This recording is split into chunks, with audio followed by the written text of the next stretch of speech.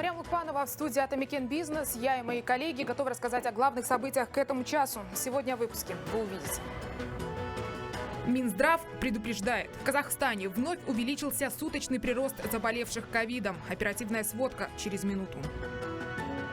Уйти, не прощаясь. В каких регионах страны встречающим и провожающим ограничили допуск в аэропорты и вокзалы? Расскажем. Отцы и дети. Как экодонорство может повлиять на здоровье будущего поколения казахстанцев? Риски минимальны, это проблема во всем мире как-то стоит. Еще в нашей стране это меньше. Нужно ли создавать единую базу экодоноров и разделяют ли специалисты опасения депутатов относительно возможного смешения кровей? Обсудим с гостями тематического блока.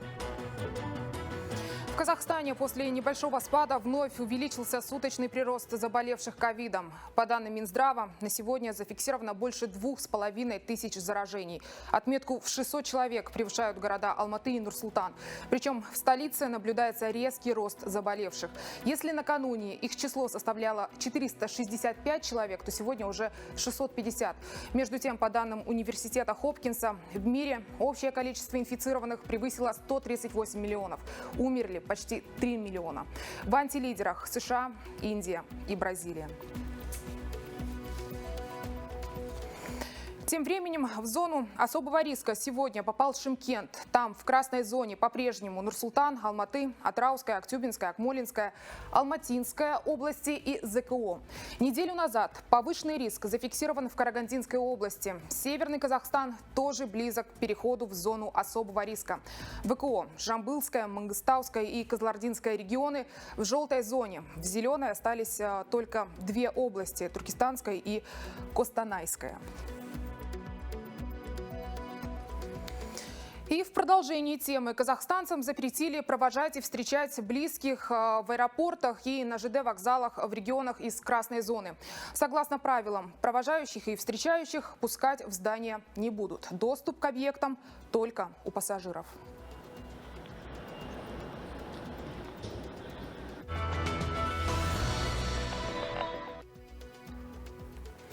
К другим темам. Специалисты не разделяют опасений депутатов относительно донорского отцовства. По их словам, количество детей, зачатых в пробирке, небольшое. Ежегодно это получается лишь в 20 случаях и зачастую используется материал разных доноров. Поэтому вероятность смешения кровей, как считают репродуктологи, мала. Моя коллега Амина Абдрахманова выслушала мнение экспертов. Один донорский материал только для 2 женщин. С таким предложением накануне выступил депутат Мажилиса Бекболат Тлеухан. По его словам, в Казахстане необходимо изменить правила донорского отцовства. Это предотвратит смешение кровей и сохранит здоровье будущей нации. Я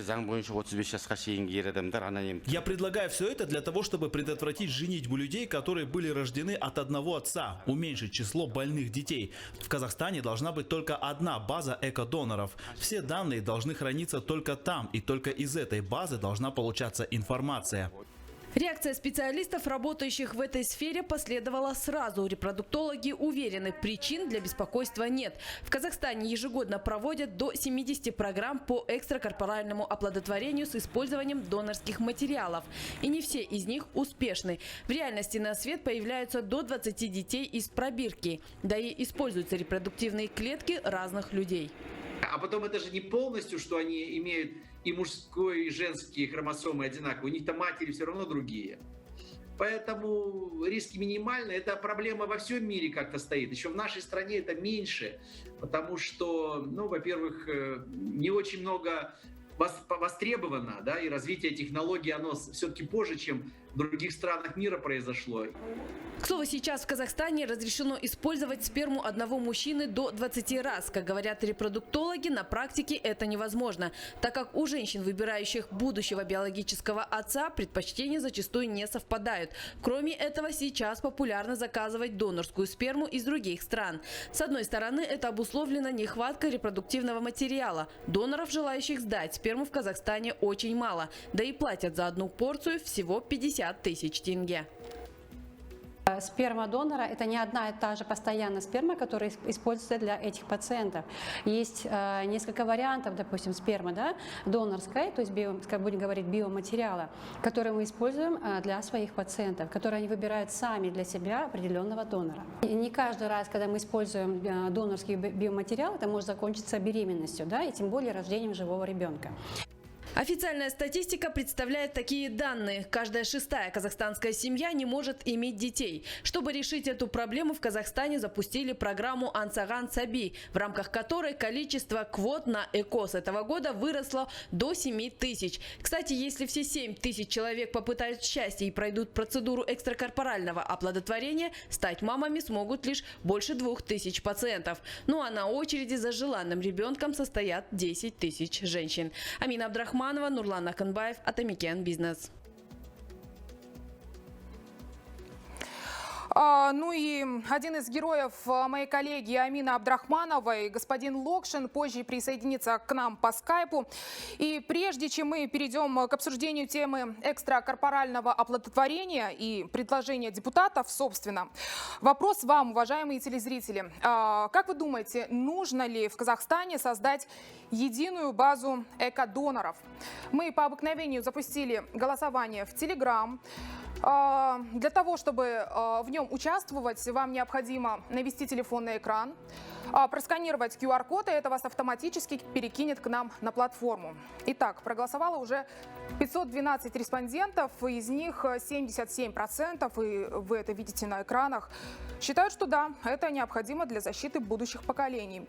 Только 21% нет, это лишнее, и 2% оставили свои мнения в комментариях. Я, уважаемые телезрители, еще раз призываю вас голосовать. Для этого вам необходимо навести телефон на экран, просканировать QR-код, и вы автоматически попадете на опрос. Участвуйте. Ну и далее. Сейчас неутешительная статистика, озвученная в президентском послании 1 сентября. Прошу режиссеров напомнить слова Касым-Жомарта Токаева. К сожалению, каждая 6-я семья в Казахстане не может иметь детей. Соцопросы показывают, что около 20% казахстанцев считают это весомым основанием для развода. Поручаю правительству запустить с 2021 года специальную программу «Ансаган Саби». Надо увеличить количество квот по программам ЭКО до 7 тысяч, то есть в 7 раз. Поручение выполнено, квоты распределили по регионам, и согласно правилам потенциальные участницы программы должны иметь отчисления в ОСМС. Кстати, о деньгах. Самостоятельный поход к репродуктологу в Казахстане обойдется примерно в 1 миллион. Цена в зависимости от выбранного доктором метода варьируется. Ну и сравним показатели с другими странами. В Израиле стоимость процедуры также начинается от 1 миллиона и достигает 6. В пересчете на тенге, конечно. В Турции от 4 до 7,7 миллионов. В Германии немного дороже, от 5 до 8 миллионов. В Штатах приблизительно такая же картина, как в Германии. Отмечу, в стоимость не входит диагностика, средняя цена на которую 250 тысяч в тенге. А сейчас к нам присоединяются гости студии. Это Вячеслав Локшин, президент Ассоциации репродуктивной медицины, и Марат Отарбаев, PhD, эмбриолог-генетик. Здравствуйте, уважаемые гости. Как вы меня слышите? Добрый день, все нормально. Здрасте. Да, все хорошо. Рада приветствовать. Вячеслав Натанович, начнем с вас. Накануне депутат Бекбулат Тлеухан привел цифры, цитата: «В разных уголках страны в 20 семьях рождается 20 детей от одного отца, а ведь они могут жениться друг на друге». Вот с вашей точки зрения, как доктора, это критическая цифра? И какова динамика, то есть тех, кому приходится... Немножко задерживается звук. Ну, во-первых, эта информация не совсем правильна. В законодательстве так написано. Сегодня мы посмотрели, в стране примерно 0,5% программ ЭКО проходит с донорской спермой. Почему так мало? Потому что последние 20 лет появилось очень много технологий, которые позволяют максимально использовать сперму отца биологического. это технология интрацитоплазматической инъекции сперматозоида, когда достаточно одного сперматозоида, чтобы вывести в яйцеклетку. Технологии ПИКСИ, технологии ИМСИ, то есть это методы, которые позволяют найти единственный сперматозоид для того, чтобы использовать его для оплодотворения яйцеклетки. То есть максимально мы стараемся сделать программу со спермой биологического отца. И для донорских программ, в общем-то, небольшое поле деятельности. Там, где действительно у супруга 0 сперматозоидов, это довольно редко встречается, потому что есть технология теза, так называемая, микротеза, которая позволяет получить сперматозоид непосредственно из половой железы. И в основном, конечно, к таким программам прибегают к донорским женщины более старшего возраста, у которых нет партнера, да, и они используют сперму донора. Это примерно от пол до 0,8%. Получается, что в год там, может быть, в стране во всей делается там около 100 программ, рождается примерно там от 20 до 25 детей. Поэтому, конечно, от одного донора столько не может родиться. И за всю историю там 25-летнюю ЭКО не очень много. И доноры же меняются. Во-первых, донорам очень высокие требования. Там из 100 всего 10 молодых людей могут быть донорами. Поэтому этот вопрос относительно контролируется. И в мире такие цифры установлены. Для нашей страны, может быть, вот 20 цифр это большая, но де-факто очень мало от одного донора рождается детей. Там, ну, я не знаю, может быть, не более 4. Угу. Вячеслав Натанович, получается, вы опровергаете слова депутата Тлеухана, верно? Я не опровергаю слова, он ссылается на нормативный документ. Угу. Этот нормативный документ, приказ, он говорит, что от одного донора не должно родиться больше 20. И мы тоже согласны. Но он говорит, что если это так, то это много. Но такого... А я сейчас объясняю, что сегодняшние технологии вообще, так сказать, ведут к тому, что мы максимально отказываемся от необходимости использования спермы донора. Там это совсем как бы другие показания. В ЭКО максимально стараются все-таки проводить программы с собственными клетками. Более того, даже если есть какая-то хромосомная патология, есть сегодня диагностика эмбриона, преимплантационная, генетическая. То есть, еще раз говорю, максимально использовать сперму биологического отца. Угу. То есть предварительный сделаем итог, предварительно, да, исходя из ваших слов. Получается, что поднятый вчера вопрос депутатам не самый актуальный. То есть актуальности как таковой... С моей точки зрения, это вообще для тех, кто занимается программой ЭКО, кто нуждается, самый актуальный вопрос – это доступность к программе. Вот решение президента страны увеличить в 7 раз число квот – это то, что как раз ожидали и то, что нужно. Потому что очень много супружеских пар, молодых людей стоят в очередь, трубное бесплодие, там мужское бесплодие, но они, как правило, не нуждаются в сперме донора. Сегодня это все реже и реже как бы необходимо. А в мире вообще сегодня новый процесс идет получение сперматозоидов искусственных из стволовых клеток. Все идет к тому, чтобы получать биологический материал непосредственно биологического отца. Надо контролировать доноров, но это такая маленькая проблема, которая, в принципе, особенно не существует в Казахстане. Хорошо, спасибо большое. Марат Калдыбаевич, вот вчера, опять-таки, да, ссылаясь на депутата Тлеухана, как вы относитесь к идее единоразового донорства для ограниченного количества пациенток? Сейчас, очевидно, этот вопрос не регулируется и не ведется общая база доноров, верно? Ну, добрый день еще раз. Я здесь, если честно, полностью поддерживаю Вячеслава Натановича. Почему? Потому что, вот смотрите, вот то, что говорит депутат, да, то, что один донор может быть донором там, в нескольких центрах и делать по Казахстану там, в каждом центре по 20 детей. Это не является правдой. На сегодняшний день как бы своеобразная такая единая база, она существует. Почему? Потому что мы, когда берем донора, по коду донорства мы отправляем анализы в спеццентр, то они попадают туда в базу. То есть если этот же донор идет в другую клинику и попытается стать там донором, то тогда спеццентр информирует этот центр, что этот донор уже был в другом центре, и, соответственно, такие меры уже пресекаются. У нас уже был такой случай, когда вот как раз-таки спеццентр информировал, и мы уже поняли, что этот донор был уже в другом центре донором.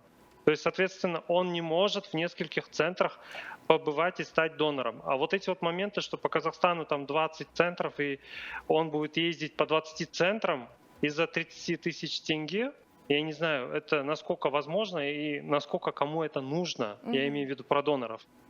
Если чисто брать по науке, да, вот по генетике, я имею в виду насчет 20 детей, но по новому приказу это вообще уже количество снизилось до 10 детей, да, то Соединенные Штаты Америки, они используют какой принцип? Принцип генетики тот же самый, это founder эффект, эффект основателя. По этому принципу на 800 тысяч населения от одного донора можно произвести на свет 25 детей. То есть если это на количество Казахстана, это около 200 детей на 18 миллионов населения. Но ни один из наших центров в Казахстане столько детей от одного донора мы никогда не делаем. Это раз. Хотя в Соединенных Штатах Америки используют этот принцип. Да? Во-вторых, вот как ранее отмечалось, да, мы максимально стараемся получить материал от биологического отца. И если в этом случае не получается получить его материал, то тогда становится вопрос вообще об использовании донорского материала. Но не все мужчины соглашаются использовать донорский материал именно анонимного штатного донора. Кто использует персонального донора, то есть своего брата, братишку и так далее, да, близких своих родственников. Кто вообще отказывается от таких программ? И малое количество, которое соглашается как раз-таки пройти программу донорства спермы. То есть в этом плане бить тревогу, что таким путем мы портим наследственность и здоровье будущих детей, это абсолютно неправильно. Потому что, мое мнение, я считаю, что очень много мужчин, которые имеют на стороне этих детей, и добрая половина из них даже не знают о том, что у них есть дети от какой-то там женщины. В будущем эти дети между собой, кто с кем встречается, это абсолютно никто не контролирует, и это невозможно контролировать. То мизерное количество, которое у нас рождается, оно никаким образом не повлияет на здоровье будущей нации. То есть получается, что вы считаете нецелесообразным создание общей базы? Или как она называется, если сейчас в терминологию углубляться, единая база? Ну, я не против, чтобы они создали эту базу, да, но я против того, что если, допустим, от одного донора будут использовать только на 2 программы или на 3 программы, тогда стоимость донорской спермы будет баснословная. Я не думаю, что государство будет покрывать эти расходы. Я считаю, что есть другие вообще моменты, где нужно как раз-таки эти бюджет как раз-таки вливать, а не в эту сторону. Спасибо, Марат Калдыбаевич. Вячеслав Натанович, вот сейчас ваш коллега начал рассказывать про международный опыт. Скажите, вот что вам известно, какая там практика? Ну, во-первых, абсолютно все правильно сказал мой коллега. И что еще важно добавить, что очень многие женщины прибегают к банкам донорской спермы за рубежом. Сегодня это можно и в Америке использовать, и в Казани, и там в других городах Российской Федерации. То есть есть банки, которые несут ответственность за фенотип, и поэтому это еще уменьшает время, частоту обращения к донорам, потому что эти банки сегодня становятся популярными. Там, конечно, в разы дороже этот материал, но это решение пациентов. Поэтому база, возможно, и нужна, но это такая минимально важная проблема. Вот я говорю, там в год, наверное, рождается 20-25 детей. Ведь от каждой программы же только эффективность примерно по рожденным детям 20-25%. Поэтому мы говорим о проблеме, которая не столь важна. Сегодня важна проблема в онкологии, лечение детей с орфанными заболеваниями. Сегодня много проблем с сахарным диабетом есть, потому что все больше и больше больных. Сегодня есть проблема оснащения оснащение лабораторий современным оборудованием, почему они все частные. Поэтому сегодня есть проблема материнской смертности, то есть столько проблем детства. Поэтому я думаю, что вопрос там действительно, если в Америке разрешается там больше, у нас 20, сегодня уже 10 детей. За всю мою практику, там 40-летнюю, я никогда не слышал, что как-то возникла проблема встречи. Вот действительно Марат абсолютно прав, что гораздо сложнее, когда там, так сказать, от одного мужчины там несколько браков заключено и рождаются дети, и они действительно могут встретиться. То есть это тоже малая вероятность. Но в фильмах это показывают. Поэтому, ну, какая-то есть проблем же очень много на самом деле. Экологии, там, городов, чистоты улиц, асфальта, но надо как-то выбирать, мне кажется, главное, потому что мы все-таки хотим, чтобы наши избранники поднимали те проблемы, которые влияют, ну, как бы на большее число людей, которые нуждаются в решении этих проблем. Вы знаете, я следила за реакцией в сети, и там общество разделилось на два. То есть кто-то считает, что да, действительно, вот прям вторят вашим словам и говорят, что очень много других проблем, а это, собственно, не проблема. И в то же время, судя по нашему телеграм-опросу, мы сегодня задаемся темой, нужна ли единая база эко-доноров в Казахстане. Так вот, там больше 70%, почти 80% за то, что да, потому что это якобы опасно. И в этом смысле, конечно, интересно, что очень как-то двояко восприняли эту новость. Но это вот по реакции людей на инфоповод. Что ж, продолжим. Ну, давайте поговорим, наверное, уже о цифрах. Маленькую ремарку по вашему. Да, конечно. Смотрите, ведь и как и депутаты общества, они же не приходят в клиники, они думают, вот дали 7 тысяч программ, и там все доноры. Ведь очень многие люди думают, что в программе ЭКО вообще используется донорский материал. Надо же объяснить, что программа ЭКО – это яйцеклетка мамы и сперма папы, а донорский материал там не используется вообще. В 7 тысячах программ вообще ни одной нет с донорской программы. И потребность в них составляет 0,5%. Речь идет там о 10, 15, 20 рожденных детях в год в стране, где 19 миллионов людей. Люди же не понимают этого. Если мы им объясним, они скажут, о чем вообще разговор, какой банк, какие контролирующие вещи. Вот и все. Спасибо. Вячеслав Натанович, помнится, в сообщении Минздрава в начале года говорилось о том, что если эпидситуация может стать какой-то рисковой, да, и это же может стать причиной промедления старта программы Ансаган Саби. Но судя по обстановке, да, по сегодняшним цифрам, она еще не работает на 100%. Знаете, программа Ансаган Саби начала работать. Мы начали с конца февраля, к сожалению, немножко поздно, вот все тендерные процедуры прошли. Конечно, люди сегодня немножко боятся ездить, но у нас появилась великолепная защита в виде вакцинации от COVID-19. А вакцинация становится доступной. И мы призываем наших будущих пациентов вакцинироваться. И тогда после второй вакцины они спокойно через месяц могут приезжать в программу, уже быть уверенными, что на высокий процент, 90%, как говорят производители вакцины, они будут защищены. Поэтому очень важно. Сейчас гораздо более спокойная обстановка, нежели она была летом прошлого года в плане знаний, в плане рисков. И поэтому вакцинация, ну и с другой стороны очень много переболевших, и для них программа не представляет риска. Программа Ансаган Саби сейчас идет. Хорошо. Марат Колдыбаевич, вы с нами на связи, правильно? Да. Задам вам вопросы по цифрам, возможно, вы ими не обладаете, тем не менее. Сколько ежегодно выделяется средств на квоты? Сегодня мы говорим уже о 7 тысячах, ну и другие меры по стимулированию рождаемости. Если владеете цифрами, считаете ли, что 7 тысяч квот достаточно?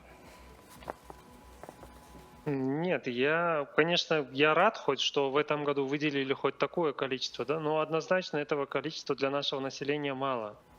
На одну квоту в среднем выделяется около 900 тысяч тенге, и эти деньги пока что еще не полностью покрывают все необходимые процедуры, которые нужны для проведения ЭКО. То есть, в частности, я бы сказал, что не хватает для криоконсервации эмбрионов и дальнейшего их размораживания. То есть эти моменты, сегментация цикла, да, это увеличивает результативность общей программы. Мы-то все равно все хотим, чтобы программа Ансаган Саби, она реализовалась успешно. Я считаю, что было бы хорошо, если в следующем году выделили бы дополнительные средства на эти программы, чтобы увеличили результативность. Угу. Хорошо, повторите, пожалуйста, не расслышала, сколько выделяется на одну квоту? Примерно в среднем около 900 тысяч тенге. Угу. Хорошо, спасибо. Ну и немного расширим тему. Проблемы с зачатием становятся, увы, тенденцией. Вы, как медики, наверняка знаете об этом. Мы приводили данные, озвученные президентом. Каждая 6-я семья в стране не может иметь детей.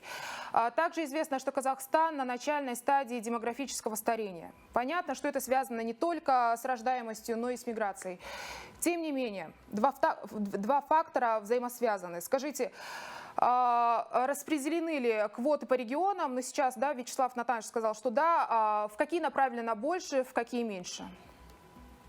Вот и, конечно, распределены по регионам в зависимости от численности женщин репродуктивного возраста. То есть, конечно, Алмата получила больше всего квот, там около 830.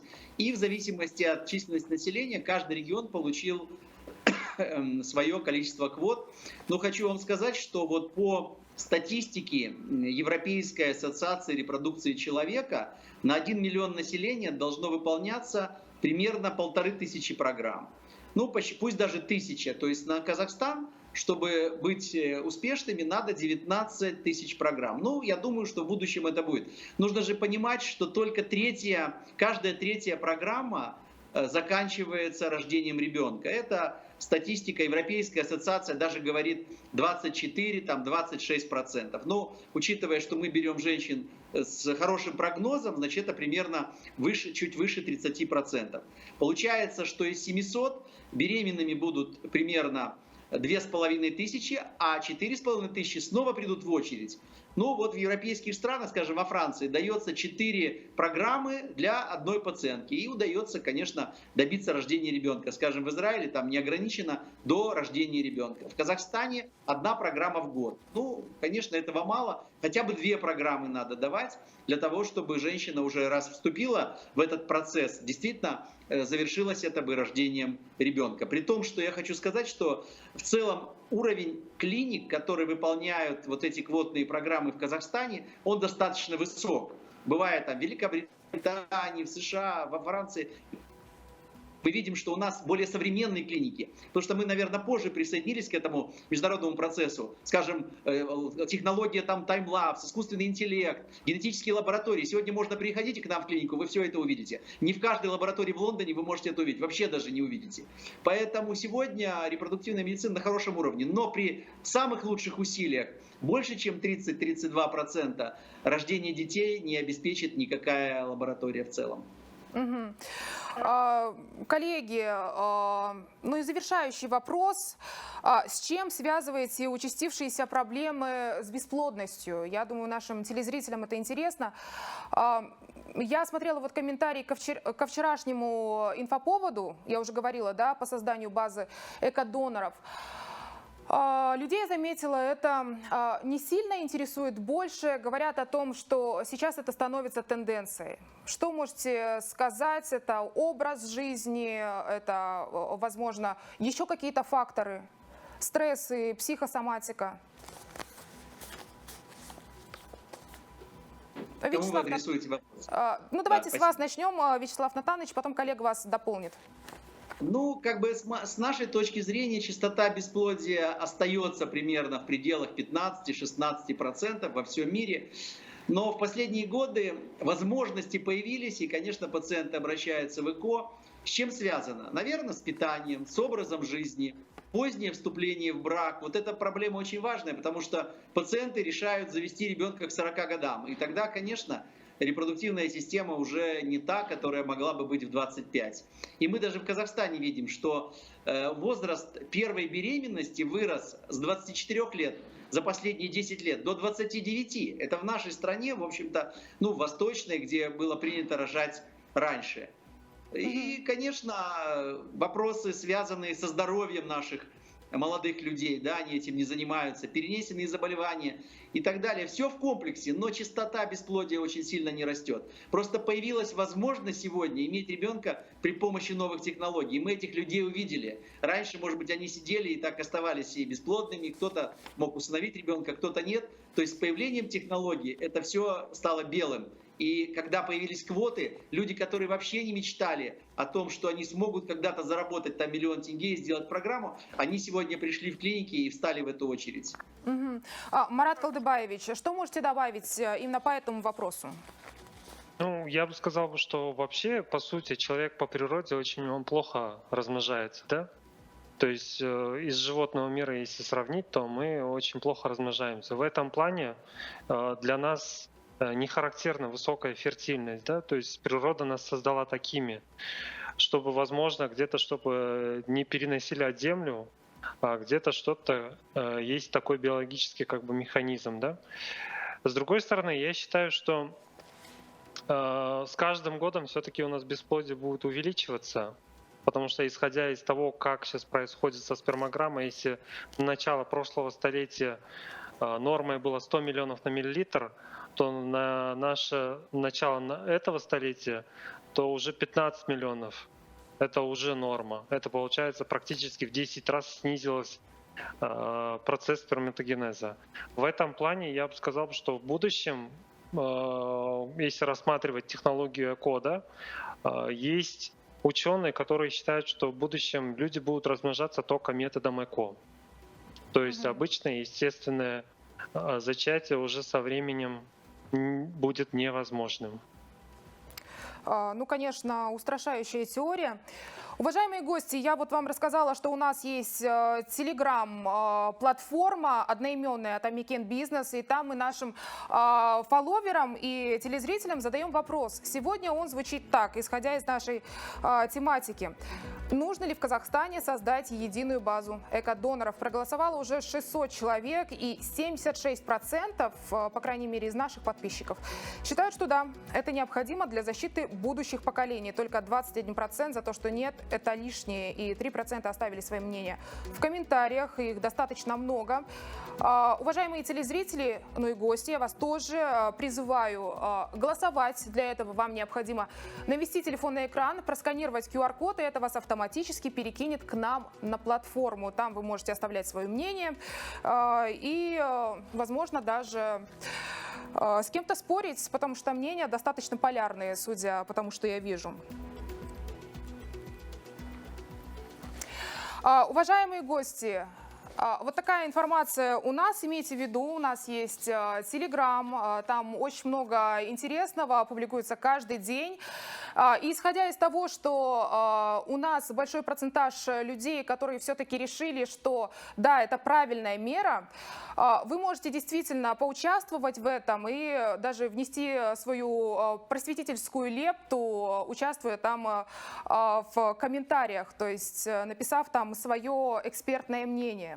Очень хотелось бы именно там, для тех, кто, возможно, не смотрит телевизор, вы добавили что-то от себя, именно профессиональной точки зрения. Как думаете?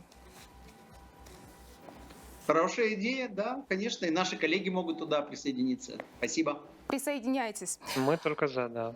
Отлично. Что ж, Вячеслав Натанович, Марат Калдыбаевич, я благодарю вас за интересную беседу. Спасибо за уделенное время. Я продолжу. Еще больше новостей далее в выпуске. Лучше не рисковать. Виды товаров, для которых характерны высокие. Закон, позволяющий оперативно реагировать на новую продукцию на рынке ЕАЭС, приняли в Сенате. Детали у Жанны Алпыспаевой. Пора положить конец самой продолжительной войне Америки. Джо Байден заявил о выводе войск из Афганистана. Тем временем республиканцы заявляют, что президент не завершил, а продлил войну. Подробности у виртуального ведущего Айсанджи. Продолжаем выпуск. Еще ряд товаров попадает под техническое регулирование в ЕАЭС. В Сенате приняли закон, позволяющий оперативно реагировать на новую продукцию. Цель документа – обеспечение безопасности всей обращаемой на территории Союза продукции. На сегодня 85% уже регулируются едиными нормами. Это технические регламенты на широкую товарную номенклатуру, начиная, например, от пищевой продукции, товаров детской индустрии, легкой промышленности, машиностроения. Теперь в список попадут и остальные категории. Единый перечень продукции включает в себя все виды товаров, для которых характерны высокие риски, связанные с безопасностью их потребления и использования. Данный перечень сформирован с учетом опыта стран-членов Союза и международного опыта. В основном это продукция, не представляющая потенциальных рисков. На сегодня к ней требований нет. Перечень небольшой, около 15 позиций. По словам министра, это часы, щетки бытовые, искусственные украшения и так далее. Сведения о продукции будут аккумулироваться в информационной базе, они будут доступны для потребителей. При этом соглашением устанавливаются гибкие условия для самостоятельного обеспечения бизнесом безопасности выпускаемой продукции.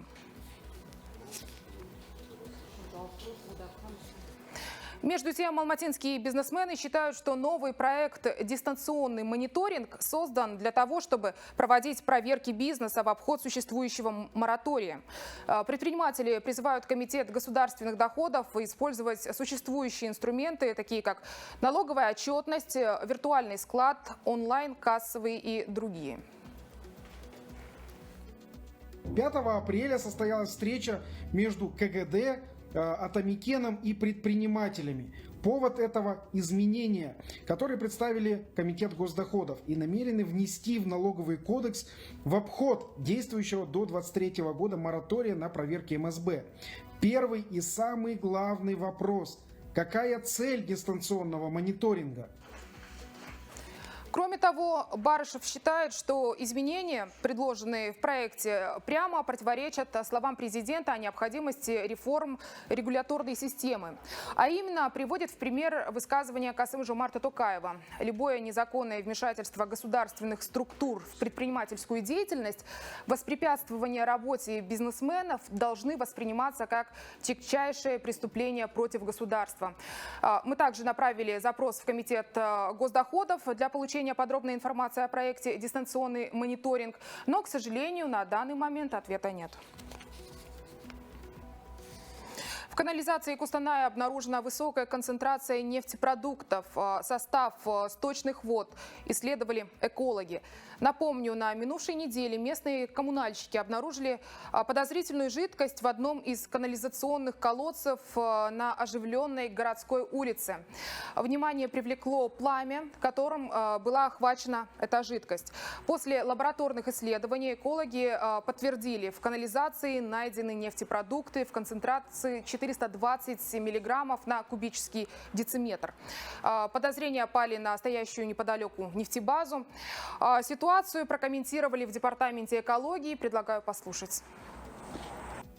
Была проведена проверка в наблюдательных скважинах на содержание нефтепродуктов. По данным результатов анализов было установлено отсутствие влияния нефтебазы на ливневую канализацию.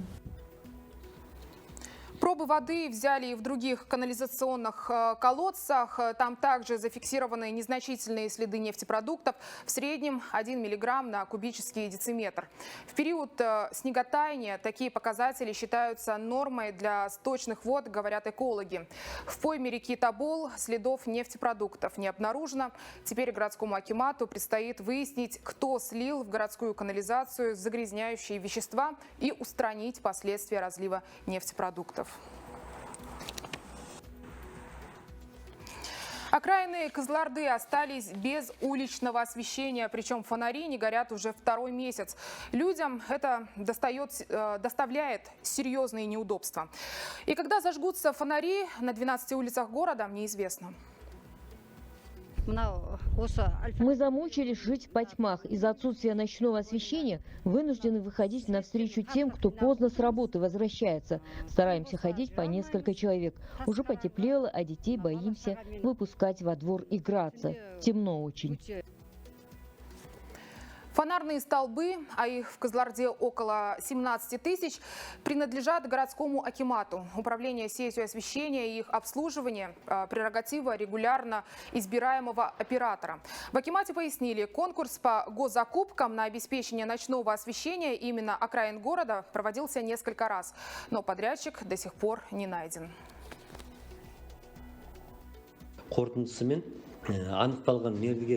По итогам конкурса определяется подрядная организация, но другие потенциальные поставщики пишут заявления в соответствующие компетентные органы, и результаты конкурса обнуляются.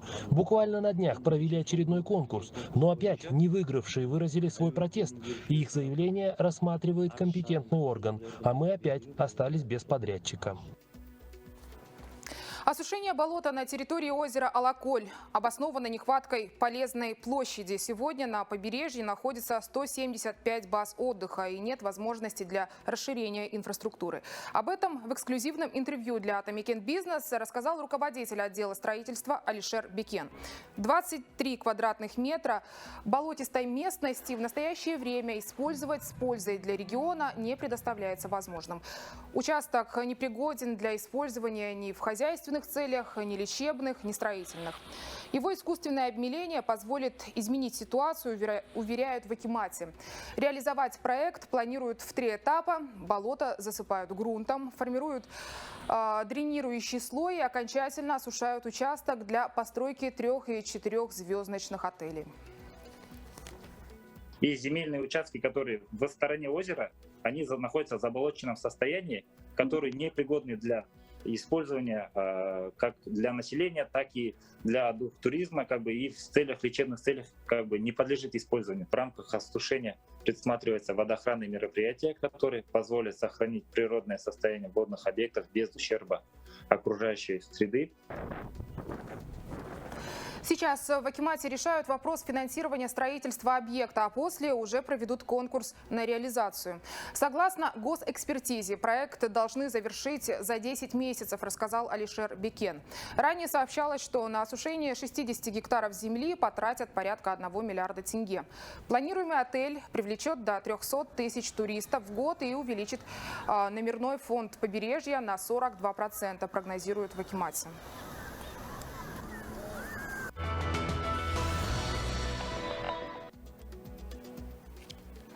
С 1 мая США и НАТО будут постепенно выводить свои войска из Афганистана. Об этом Джо Байден и глава Североатлантического альянса Йенс Столтенберг заявили почти одновременно. Что говорят сами ветераны и кто считает, что Байден не завершает войну, а расширяет ее, расскажет мой виртуальный коллега Айсанж. Приветствую, Мариам. 20 лет спустя трагедии 9/11 совпали с этим решением Джо Байдена. Именно до 11 сентября 46-й американский президент поставил целью окончательно вывести войска из Афганистана. «Пора положить на полку историю 20-летней войны», — сказал он.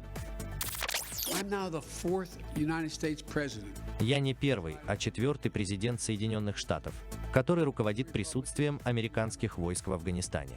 2 республиканца, 2 демократа. Но я не передам эту ответственность 5-му. После тщательных консультаций с нашими союзниками и партнерами, я пришел к выводу, что пора положить конец самой продолжительной войне Америки. Пришло время для американских войск вернуться домой.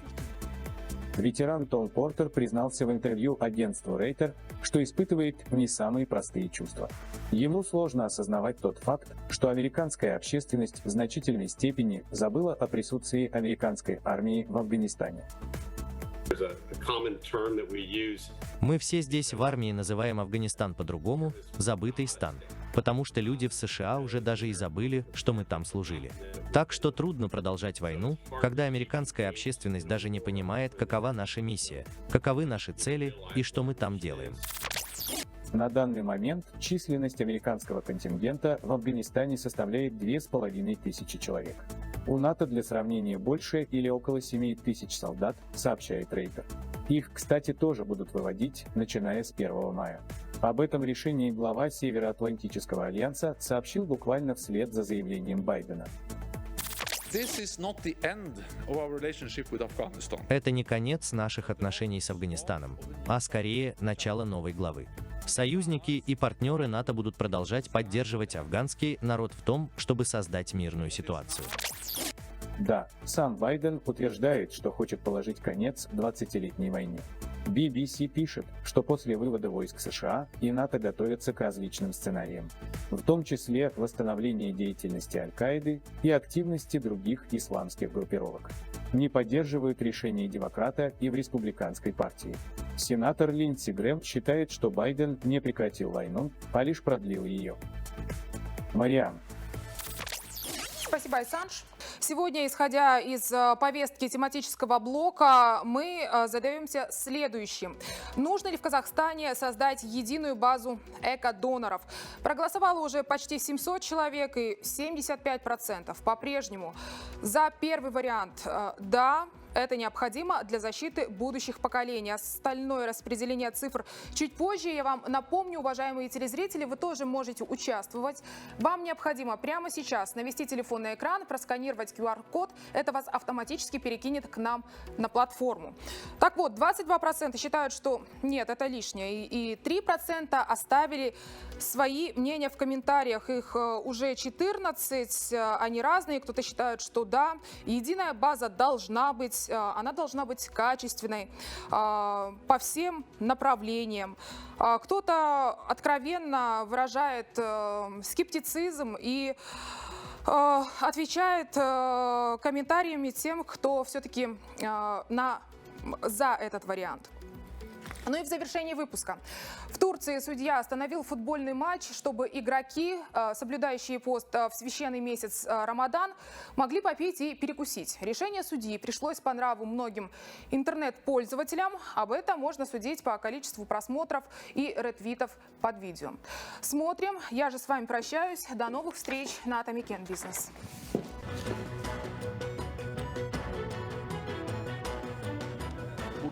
Kulübedeki bir diğer kalecisi. Keçiörengücü'nün bu arada iftar ediyor. Keçiörengücü futbolcuları kenarda.